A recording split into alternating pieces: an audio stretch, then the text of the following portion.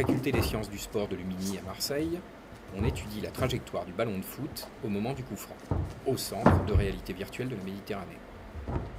Alors ce dispositif a plusieurs caractéristiques. La première étant les écrans que vous voyez derrière vous, qui permettent d'immerger visuellement complètement le sujet dans le monde virtuel, donc d'avoir tout son champ visuel mobilisé par la stimulation informatique.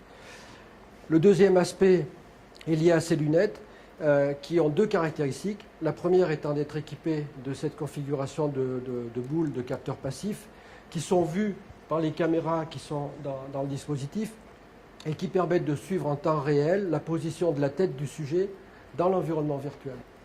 Le deuxième aspect est les lunettes elles-mêmes d'être équipées de filtres colorés qui permettent au sujet de voir la profondeur de l'environnement et en particulier de ne plus voir les écrans que vous voyez derrière vous.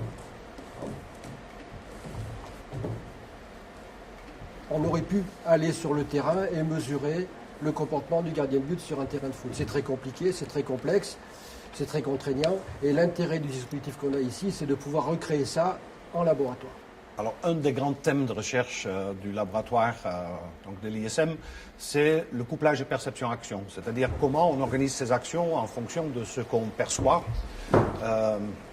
Et pour un certain nombre d'actions, c'est surtout donc la vision.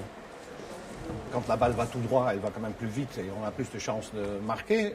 On s'est posé la question pourquoi des experts, les professionnels, font cet effort de brosser la balle, de la faire tourner. Donc on a commencé il y a quelques années avec une expérience qu'on a menée sur des équipes de foot professionnelles. On lui demandait de juger si une balle qui a rapproché rentrait dans le but ou pas. On avait constaté lors de l'analyse de ces données que la rotation de la balle, qui fait donc une déformation de trajectoire, avait un effet systématique sur les jugements. Les footballeurs étaient confiants dans leur jugement. Quand une balle tourne comme ça crée des différences de pression d'air sur les deux côtés qui créent une force appelée la force de Magnus, l'effet de Magnus, qui fait en sorte que la balle qui tourne dévie de sa trajectoire.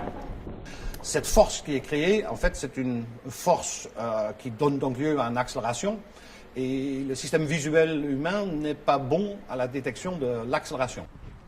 Le tireur du coup franc, il a intérêt à tirer des balles brossées parce que le gardien risque de partir dans le mauvais sens avant de revenir. Il n'aura certainement plus le temps de l'intercepter. L'intérêt d'étudier des situations sportives comme on l'a fait en utilisant donc les meilleurs joueurs du monde pour ces expérimentations, c'est qu'on a le système poussé à sa limite. Alors ça c'est un exemple, effectivement, où on se rend compte qu'à partir d'une question appliquée, on utilise notre dispositif pour attaquer des questions très fondamentales sur la coordination sensorimotrice par exemple ici. On a d'autres applications qui sont en cours. Depuis quelque temps, à travers des dispositifs, par exemple Nintendo, avec la Wii Fit en particulier, a commencé à s'intéresser à la question de savoir si la réalité virtuelle pouvait donner aux gens envie de faire de l'exercice. Et donc on a un travail en cours là-dessus, qui travaille aussi avec du VTT, qui consiste à coupler un exercice de cyclisme avec un environnement virtuel. Et toute la question, et on y travaille actuellement, effectivement, est de montrer si le fait de coupler l'exercice avec un environnement virtuel permet de motiver le sujet et lui donner envie, en fait, de se faire du bien à travers l'exercice. Les industriels qui s'intéressent à la réalité virtuelle comme outil faisant partie de leur cycle de production, par exemple, si je prends l'exemple de PSA, PSA fait des simulateurs de conduite qui visent à lui permettre de tester et de valider des solutions d'aide à la conduite, par exemple. C'est une question très complexe.